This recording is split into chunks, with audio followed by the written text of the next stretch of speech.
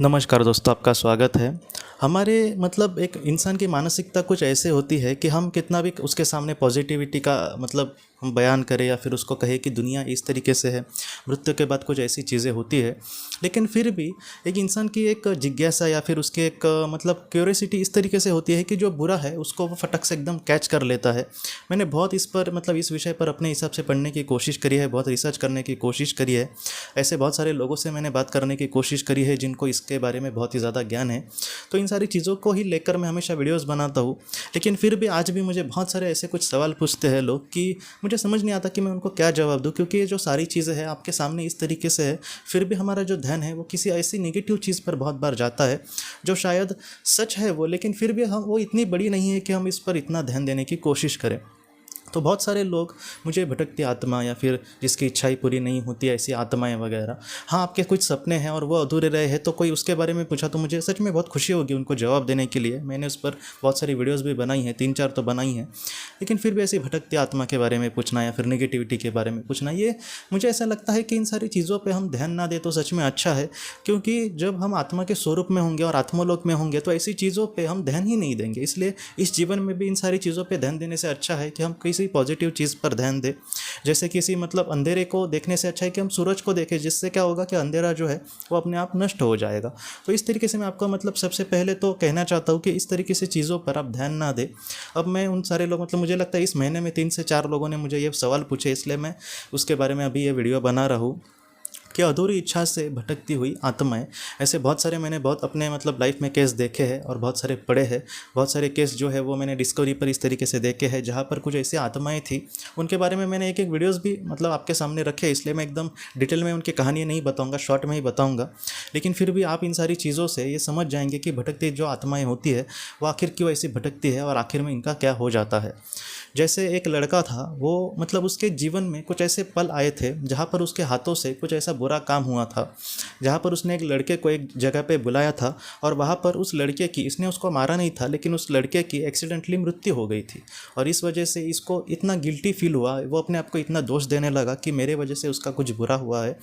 इसके लिए उस लड़के ने दोस्तों वो मतलब उसके बाद इसकी इतने मन पर उसके लग गई थी कि उसने सुसाइड कर लिया। और सुसाइड करने के बाद उसकी जो आत्मा थी वो भी आत्मलोक में जाने के लिए तैयार नहीं थी। वो आत्मलोक में जाने के लिए तैयार नहीं थी, इसलिए वो यहाँ पर वहाँ पर भटकती थी।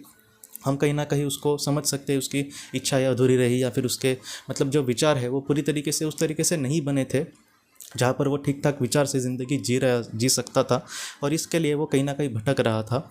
और बाद में दोस्तों जब एक साइकिक से उसकी मतलब मुलाकात हुई या फिर जब एक साइकिक ने उसको समझा, तब उसने बहुत ही अच्छे से बातें कही कि तुम्हें इस सारी चीज़ों को लेकर इतना नहीं सोचना चाहिए। वो जो लड़का था वो जिस वक्त में चला गया था, अब जिसकी मृत्यु हो गई थी एक्सीडेंटली, वो उस दुनिया से आराम से चला गया था क्योंकि उसका जो मतलब उतना ही दिन उसके थे और उसने उतना ही जीवन को चयन किया था।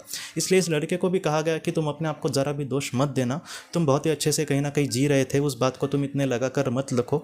और अब इस दुनिया में तुम जिंदा नहीं हो, इसलिए तुम्हें आत्मलोक में जाना होगा अपने असली के घर में, और जब उचित समय आएगा तुम फिर से पृथ्वी पर जन्म लोगे।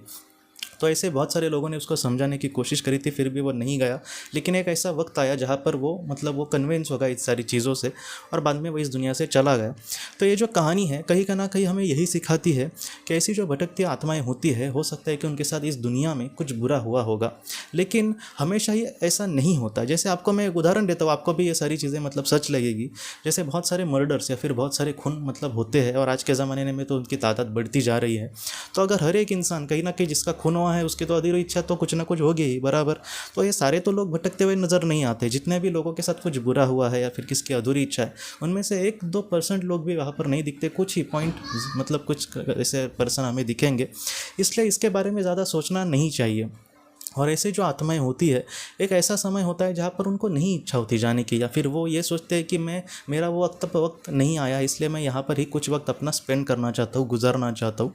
और इस वजह से वो कुछ वक्त होने के बाद वो कन्विंस हो सकते हैं।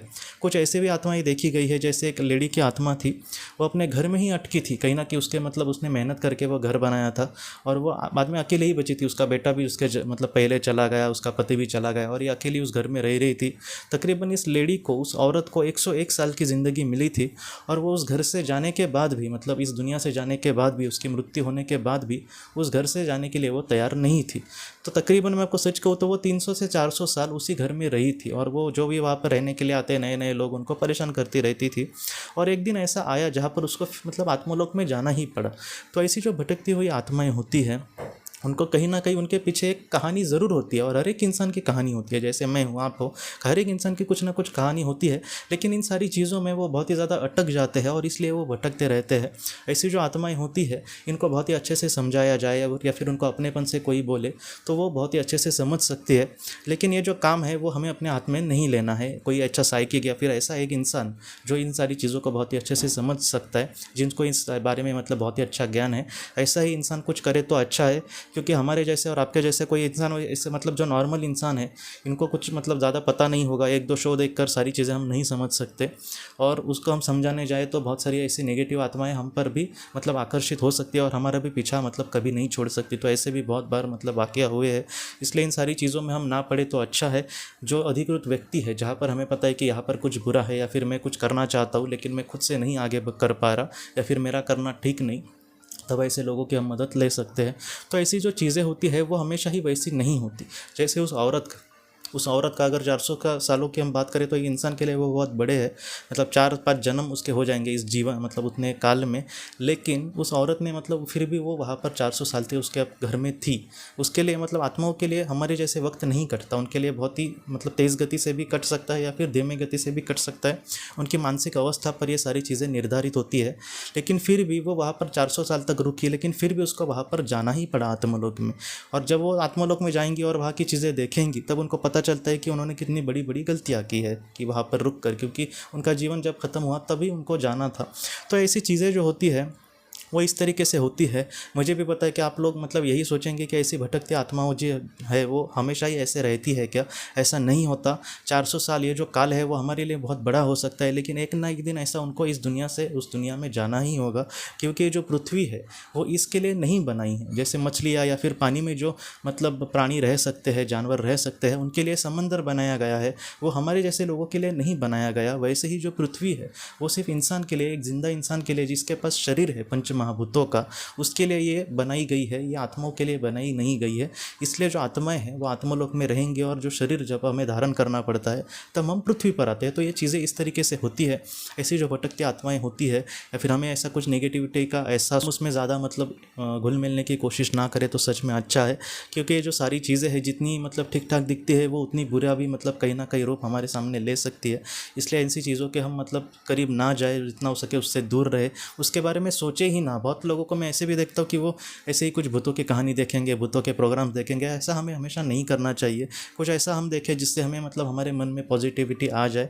कुछ ऐसे भी लोग होते हैं जो क्राइम स्टोरीज़ उनको बहुत ज़्यादा पसंद होती है, वैसे ही किताबें पढ़ेंगे, वैसे ही शोज़ देखेंगे, बाद में रात को सोते हुए डर जाएंगे या फिर कुछ बुरे सपने आते हैं। तो ऐसी चीज़ों को हम ना देखें। एक एंटरटेनमेंट के लिए थोड़ा सा देखा, छोड़ दिया, लेकिन वही दिन भर देखना या फिर उसी में मतलब क्राइम सीन मतलब उस मतलब मैं आपको सच कहता हूँ बहुत सारे लोगों ने वो क्राइम शो को देखकर भी कुछ क्राइम किए हैं। तो ऐसी चीज़ें है, ये कितना ये इम्पैक्ट हमारे मन पर करती है वो हमें देखते समय पता नहीं चलता, लेकिन फिर भी वो करती है।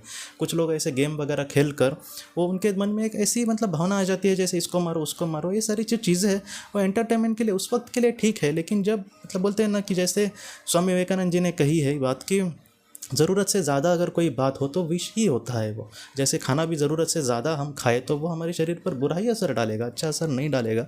इसलिए मैं ये नहीं कहूँगा कि ऐसी चीज़ें देखो ही मत। वो नॉलेज के लिए ठीक है देखना, लेकिन उस वक्त देखा और छोड़ दिया। लेकिन ज़्यादातर हम अगर कुछ देखने की कोशिश करनी होगी हमें तो हम अच्छे संतों की मतलब चरित्र सुने या फिर अच्छे विचार सुने, अच्छे कोट्स सुने।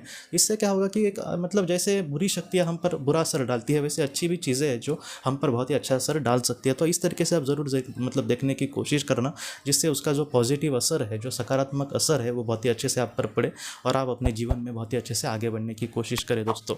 तो दोस्तों हम अपनी अगली वीडियो में किसी नए विषय को लेकर मिलेंगे। तब तक आप अपना अपने परिवार का ख्याल रखना। आपका बहुत बहुत धन्यवाद।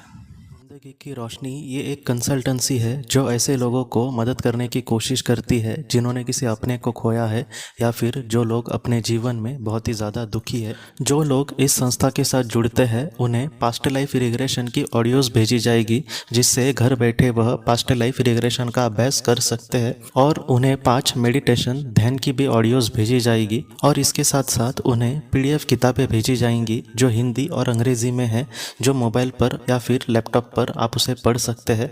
और 10 ऑडियो बुक्स भी आपको भेजी जाएंगी। तो दोस्तों, अगर आप इस संस्था के साथ जुड़ना चाहते हैं तो कृपया इस नंबर पे व्हाट्सएप मैसेज करें। आपका बहुत बहुत धन्यवाद।